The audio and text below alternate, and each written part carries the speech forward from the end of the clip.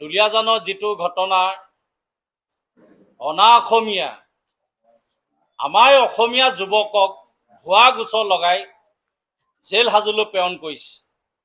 এইখন অসমত এতিয়া মাথোন অনা অসমীয়া দপদপনি চলি আছে, য'ত মহাৰাষ্ট্ৰ যদি মাৰাঠী দপদপনি চলে আমাৰ অসমত অসমীয়া দপদপনি নচলিব নেকি?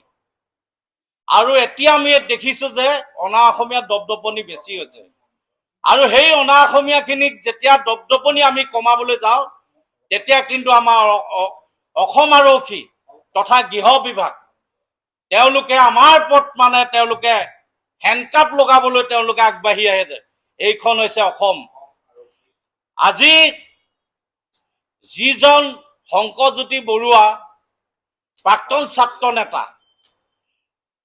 ছাত্ৰ নেতা বুলি আমি সন্মান কৰিছো, কিন্তু যিটো সংগঠনত তেওঁ প্ৰাক্তন ছাত্ৰ নেতা হৈ থাকিলে সদৌ অসম ছাত্ৰ সন্থাত, আজি কিন্তু সদৌ অসম ছাত্ৰ সন্থাৰ এই ভূমিকা নীৰৱ। আমি কবলৈ বাধ্য হৈছো, আমি যি কথা কওঁ সদায় স্পষ্টভাৱে কওঁ যে সদৌ অসম ছাত্ৰ সন্থাই এজন প্ৰাক্তন সম্পাদকৰ ওপৰত তেওঁলোকে নিমাত। কাৰণ কি, যদি এটা সংগঠনে যদি প্ৰাক্তন হৈ যায় তেনেহলে তেওঁ কোনো গুৰুত্ব নাই নেকি? আমি প্ৰশ্ন কৰিব বিচাৰিছো সদৌ অসম ছাত্ৰ সন্থাক, য'ত এজন প্ৰাক্তন ছাত্ৰ নেতাক হেণ্ডকাপ লগাই লৈ গৈছে পুলিচে।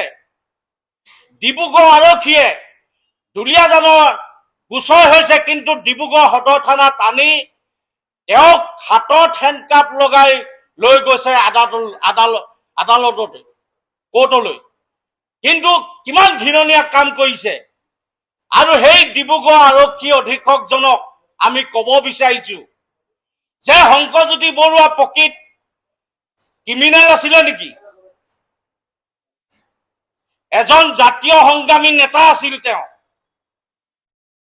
আৰু সেইজনক কিন্তু হেণ্ডকাপ লগাইছে। য'ত চুমি বিচালক ব্ৰেকফাষ্ট খুৱাই ভালদৰে গাড়ীত লৈ গৈছে চুমি বিচালক, কিন্তু আমাৰ যিজন জাতীয়তাবাদী নেতাক তেওঁলোকে হেণ্ডকাপ লগাই লৈ গৈছে আদালতলৈ। বাহ, এইখন গৃহ বিভাগ।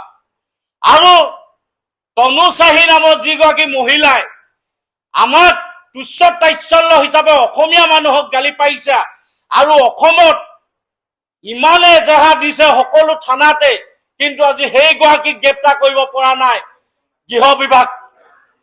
তনু চাহী আঙুলিত ডিব্ৰুগড় আৰক্ষী চলি আছে নেকি? আমি প্ৰশ্ন কৰিব বিচাৰিছো। আজি ডিব্ৰুগড় আৰক্ষী অধীক্ষকজনে কিয় ইমান নীৰৱ ভূমিকা গ্ৰহণ কৰি আছে? যদি আমাৰ তাত অসমীয়া যুৱকজন যদি গ্ৰেপ্তাৰ কৰি জেললৈ পঠিয়াব পাৰে, তেনেহলে অনা অসমীয়া গৰাকীক কিয় জেললৈ পঠিয়াব পৰা নাই? য'ত আমাক তাত গালি পাৰিছে, অসমীয়া জাতিটোক গালি পাৰিছে, অসমীয়া মানুহক গালি পাৰিছে, যদি ডিব্ৰুগড় আৰক্ষীয়ে ভয় কৰিছে নেকি যে সেইগৰাকীক যদি আমি গ্ৰেপ্তাৰ কৰো হয়তো তেওঁলোকৰ চাকৰি যাব? আমি মুখ্যমন্ত্ৰী মহোদয়ক কব বিচাৰিছো, আপোনাৰ গৃহ বিভাগৰ যিসকল আৰক্ষী বিষয়া আছে সকলো ব্যৰ্থ হৈছে। কাৰণ আপুনি যিমানেই সকিয়নি নিদিয়ক কিয় আৰক্ষীক, আপোনাৰ কথা কিন্তু আপোনাক বুঢ়া আঙুলি দেখাই দিছে। ডিব্ৰুগড় আৰক্ষীয়ে আপোনাক বুঢ়া আঙুলি দেখাই দিছে মুখ্যমন্ত্ৰী মহোদয়। যে গোটেই ঘটনাটোৰ সন্দৰ্ভত যিহেতু এতিয়া আইনী প্ৰক্ৰিয়া আৰম্ভ হৈছে, আইনী প্ৰক্ৰিয়া আৰম্ভ হোৱাৰ লগে লগে মহামান্য আদালতৰ ওপৰত আমাৰ নিশ্চিতভাৱে সকলোৰে আস্থা আছে, আৰু আমি অনুভৱ কৰিছো যে মহামান্য আদালতৰ জৰিয়তে গোটেই বিষয়টো সন্দৰ্ভত এটা নিৰপেক্ষ তদন্ত হ'ব, বা এটা আমি ভাল ইয়াৰ পৰা সুবিচাৰ আমি লাভ কৰিবলৈ সক্ষম হ'ম। কিন্তু তাৰ লগে লগে আমি এটা কথা, এই 17 তাৰিখৰ পৰা আজি 22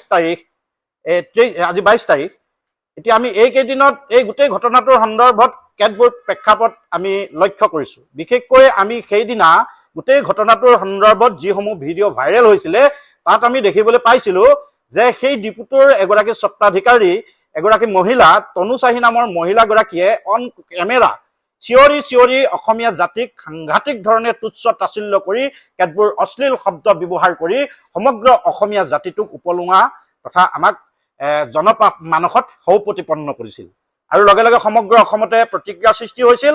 আৰু আমি অসমৰ প্ৰতিটো জাতীয় জনগোষ্ঠীয় সংগঠনে ইয়াৰ প্ৰতিবাদ কৰিছিলো আৰু ইয়াৰ বিৰুদ্ধে ইতিমধ্যে অসমৰ প্ৰায়সমূহ জাতীয় জনগোষ্ঠীয় সংগঠন প্ৰায় 11টা সংগঠনে ইতিমধ্যে সেই তনুচাহী বোলা মহিলাগৰাকীৰ বিৰুদ্ধে এজেহাৰ প্ৰদান কৰিছে। ইয়াৰ ভিতৰত বিভিন্ন মহিলা সংগঠনেও এজেহাৰ প্ৰদান কৰিছে।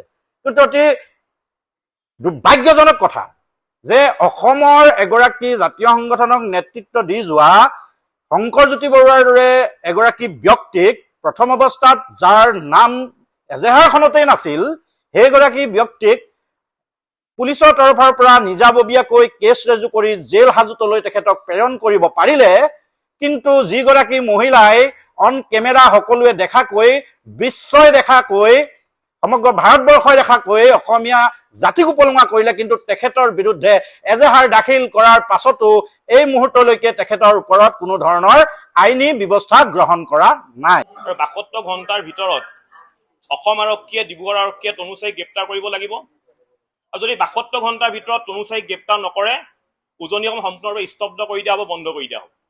আৰু আপোনালোকে জানে যে এই বছৰতে শিৱসাগৰ জিলাত যেতিয়া জিমি দাসক যেতিয়া অনা অসমীয়াই শাৰীৰিকভাৱে প্ৰহাৰ কৰিছিলে, আমি 2 দিন শিৱসাগৰ জিলা বন্ধ দিছিলোঁ। শিৱসাগৰ দোকানবোৰ আমি বন্ধ ঘোষণা কৰিছিলোঁ, বন্ধ কৰি দিছিলোঁ। আৰু ঠিক তেনেধৰণে তনুচাহীক যদি গ্ৰেপ্তাৰ নকৰে তেতিয়াহ'লে উজনি অসম সম্পূৰ্ণৰূপে স্তব্ধ কৰি দিয়া হ'ব, বন্ধ কৰি দিয়া হ'ব।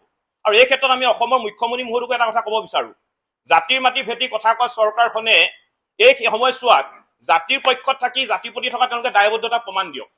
আৰু এটা কথা স্পষ্ট, অনা অসমীয়া এদিনৰ উদ্ভণ্ডালি আমি সহ্য নকৰোঁ, বহুত হ'ল। অনা অসমীয়া উদ্ভণ্ডালি আমি বহুত দেখিলোঁ। এইবিলাক উদ্ভণ্ডালি তাহাঁতি বিহাৰত গৈ দেখুৱাওক, ৰাজস্থানত গৈ দেখুৱাওক, আমাৰ ক'বলগীয়া একো নাই। কিন্তু অসমত নহ'ব। অসমত এই ধৰণৰ অনা অসমীয়া উদ্ভণ্ডালি আমি সহ্য নকৰোঁ। তাহাঁতি কি বুলি কৈছে? ফ্ৰী মে খানেৱালা দালালে। তাৰমানে অসমীয়া জাতি কি ভিক্ষাৰী জাতি নি?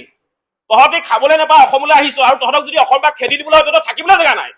মই অনা অসমীয়াখিনিক কৈছোঁ, তহঁতি অসমলৈ খাবলৈ নাপায় আহিছ, অসমৰ পৰা যদি তহঁতক আমি খেদি দিবলৈ হয় তহঁতৰ থাকিবলৈ জেগা নাই, নাখাই মৰিবি তহঁতি, আৰু তহঁতি একে অসমীয়াক আকৌ দম দিবলৈ আহ।